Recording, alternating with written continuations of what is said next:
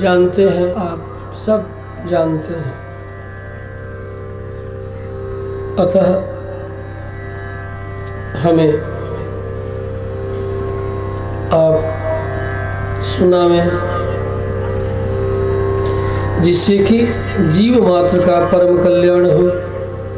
और एक बात और कहा, ब्रूयुः स्निग्धस्य शिष्यस्य गुरवो गुह्यमप्युत। गुप्त से गुप्त तत्व भी अत्यंत स्नेह युक्त शिष्य को गुरु सुनाते हैं, छिपाते नहीं हैं। अतः पुंसामेकान्ततः श्रेयः तन्नः संसितुमर्हसे। प्राणी मात्र का जिससे परम श्रेय की प्राप्ति हो। आप लोग इधर बैठेंगे तो ज़्यादा सुविधा रहेगी। इधर बैठे सामने, फिर बाएं तरफ मेरी आंखें ढूंढती है कि आप कहाँ हैं। सामने बैठे।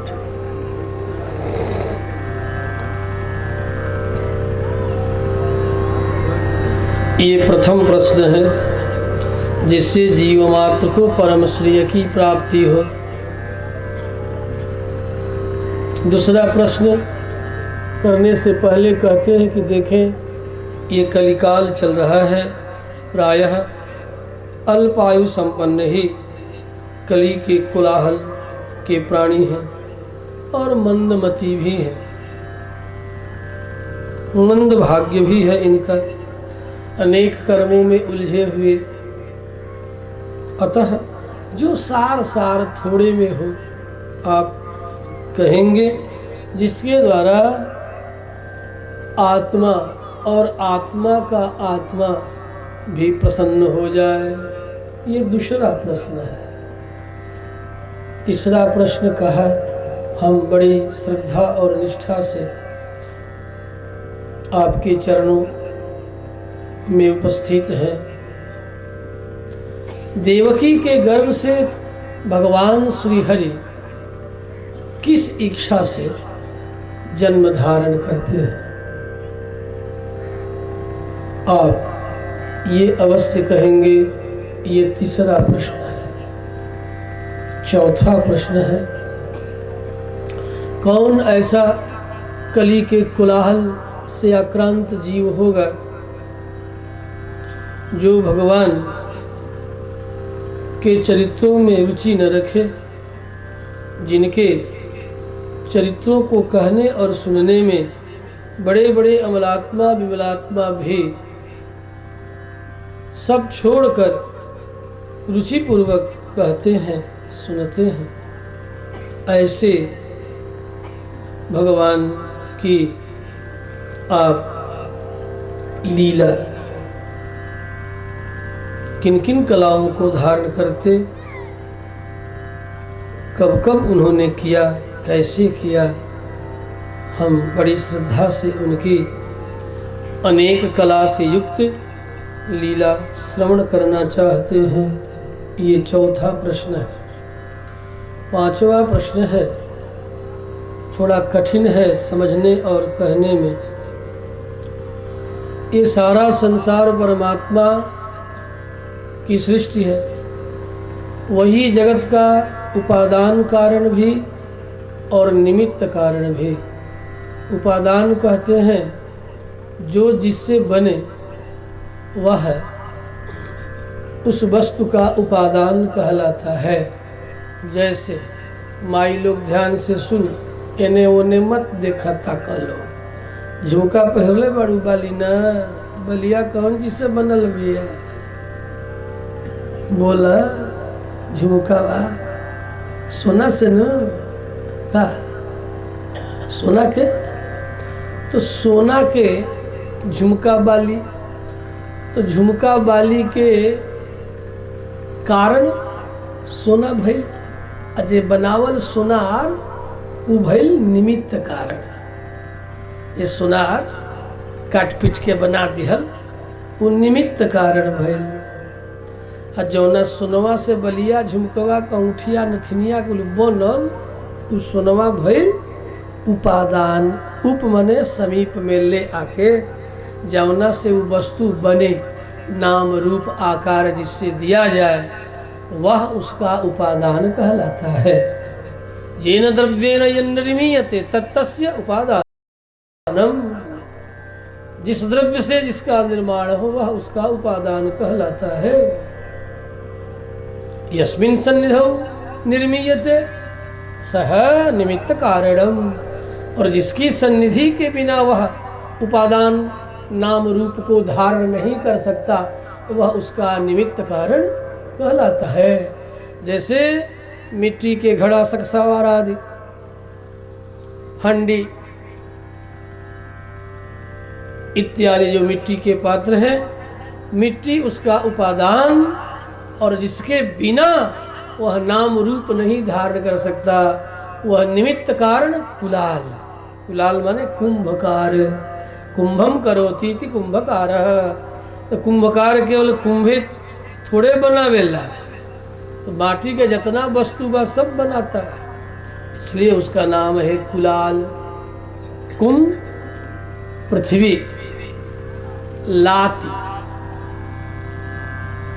पुत्र लाति, आलात चक्रे, अपने आलात चक्र पर बने चक्र, चक्र पर मिट्टी को रख के और घुमाता है, और घुमा करके नाना प्रकार का नाम रूप दे देता है।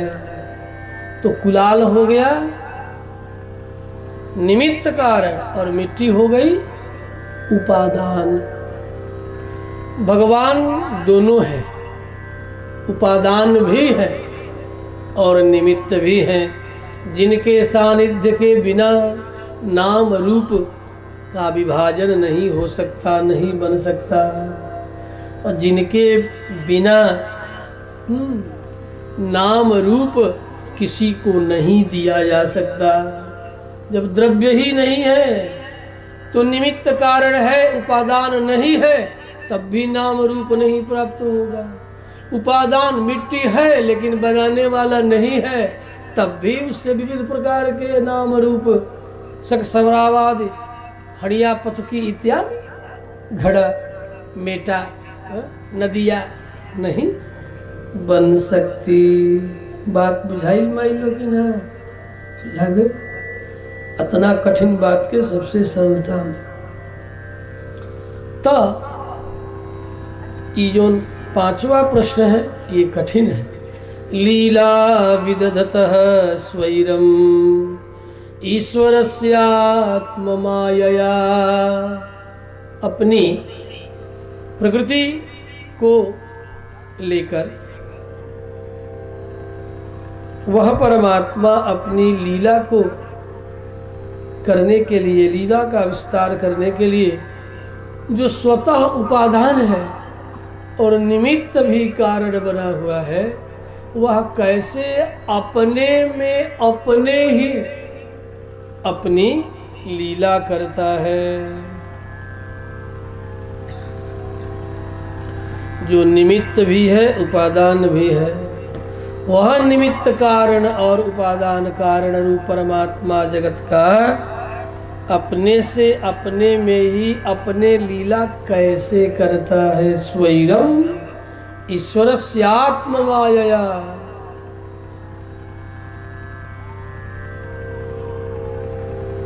ये बात आप आख्या ही हरेर धीमन अवतार कथा सुहा। हे धीमान, हे बुद्धिमान, आप ऐसे भगवान की अवतार लीला कथा कहेंगे। किस तरह वे जगत में आकर स्वतः जगत के उपादान और निमित्त और पुनः जगत में आकर लीला करते हैं, तो कैसे करते हैं। उपादान बने परमात्मा अपने ही उपादान रूप माया को, जो उनके अधीन है, स्वतंत्र नहीं है, पृथक भी नहीं है, उनके साथ है, अन्वित है। अतः वह परमात्मा कहता है यदि अभी उत्तर देना हो तो यही कहना होगा कि वे अपने कल्प से किसी देश, स्थान और समय विशेष में, उसी देश, उसी समय और उसी स्थान में अपने संकल्प के द्वारा वे वहाँ दिव्य मंगलमय विग्रह धारण करके भी प्रकट हो जाते हैं। तभी तो देवकी और वसुदेव के संबंध से उनका आगमन, देवकी वसुदेव का शरीर का उपादान भी वही है,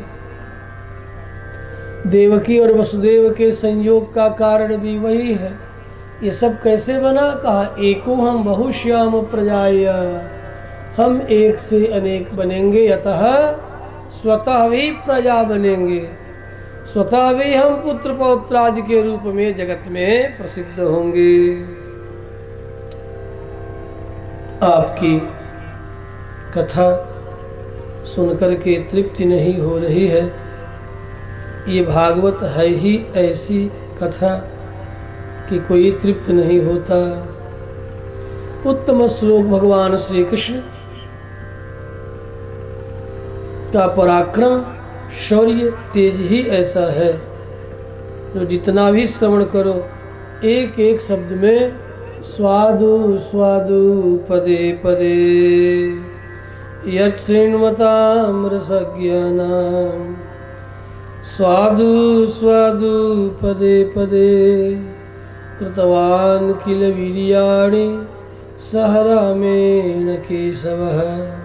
इतना ही नहीं, आगे इस 5वें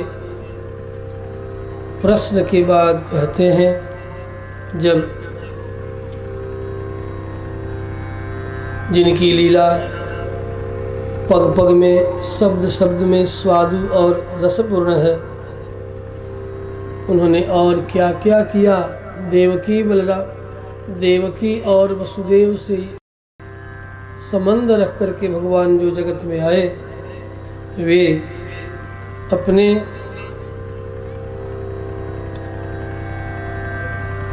वसुदेव और रोहिणी के संबंध से जो संकर्षण उत्पन्न हुए, उनके साथ उन्होंने और कौन कौन सी लीला की। शौनकादि मुनियों ने कहा, हम लोगों को कोई यद्यपि जल्दी नहीं है, आसीना दीर्घ सत्रेण, 7 दिनों में थोड़े सुनना है। हम लोग तो 1000 वर्ष का सत्र प्रारंभ किए हैं, लंबा सत्र है, लंबे समय तक स्वाहाकार चलता रहेगा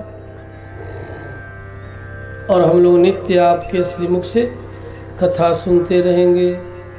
इसलिए आसीना दीर्घ सत्रेण कथायाम सक्षणा हरे त्वं नः संदर्शितो यात्रा दुस्तरम निस्थितिर्षताम्।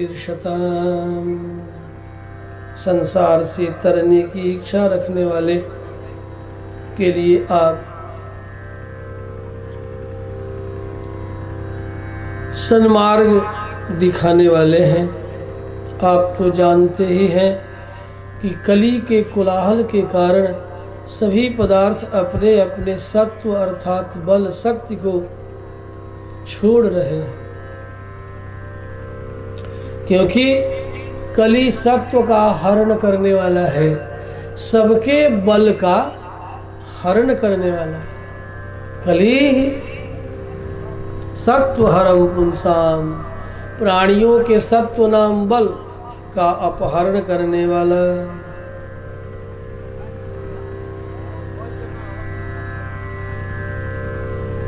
और आप ऐसे कली के सत्व बल का अपहरण करने वाले जीवों के लिए आप कर्णधार के रूप में हम लोगों को प्राप्त हुए हैं। कलिम सत्वहरम पुंसाम कर्णधारयिवार्णवम्। अतः आप कर्णधार के तरह हम लोगों को सन्मार्ग ऐसा दिखावें कि दुस्तर संसार सागर से तर जाएं। हम तरना चाहते हैं। त्वं नः संदर्शितो धात्रा दुस्तरम निस्तितिर्षताम्। अच्छी तरह हम सब संसार सागर से पार हो जाना चाहते हैं। अंत में छठा प्रश्न किया है, एक बात और आप जरूर सुनाएंगे। ब्रूहि योगेश्वरे कृष्णे ब्रह्मण्ये धर्मवर्मणि स्वाम काष्ठा मधुनोपेते धर्मः कं शरणं गतः। जब धर्म संस्थापनार्थाय संभवामि जुगे जुगे, उन्होंने संकल्प किया परब्रह्म पुरुषोत्तम लीला पुरुषोत्तम श्री कृष्ण ने कि जब जब अधर्म बढ़ता है तब तब मैं अवतार लेकर धर्म की स्थापना करता हूँ। वे जब चले गए तब आज इस कलिकाल में स्वाम काष्ठा मधुनोपेते, इस समय अभी अभी वे तब पूछे थे। और हम लोगों के लिए यह बिल्कुल ही समीचीन प्रश्न है कि अभी अभी आज इन वर्षों में इस अनंत नामक संवत्सर में आज कौन धर्म का रक्षक है? धर्म किसके शरण में जाकर के प्रार्थना करता है? धर्म का रक्षक कौन है? जब भगवान कृष्ण इस धराधाम को छोड़कर अपनी लीला का संवरण कर चले गए तो आज के तारीख में धर्म का रक्षक कौन है? ब्राह्मण है? नहीं। क्षत्रिय है? नहीं। वैश्य है? नहीं। शूद्र है? नहीं। कौन धर्म का रक्षक है? सभी अपने अपने धर्मों का त्याग कर रहे हैं।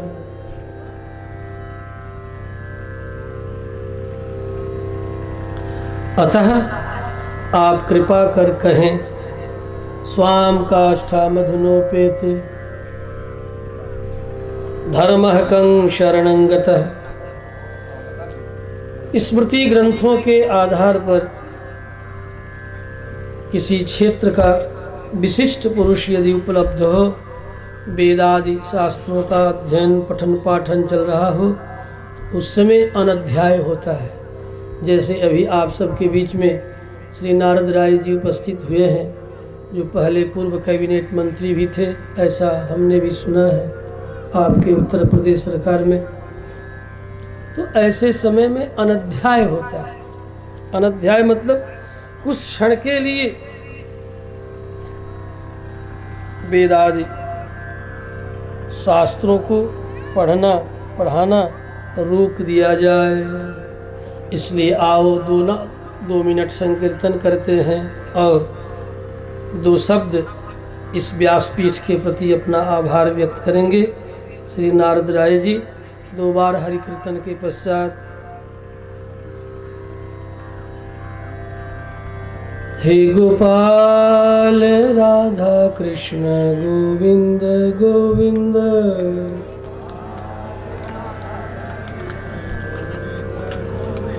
हे गोपाल राधा कृष्ण गोविंद गोविंद,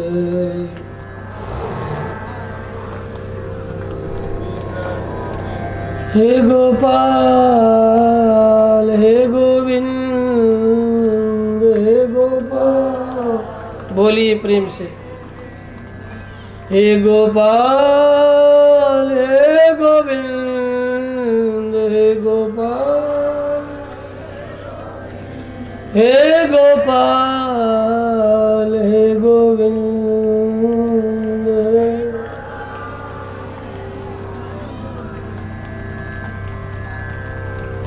कृष्ण गोविंद गोविंद गोपाल राधे राधे।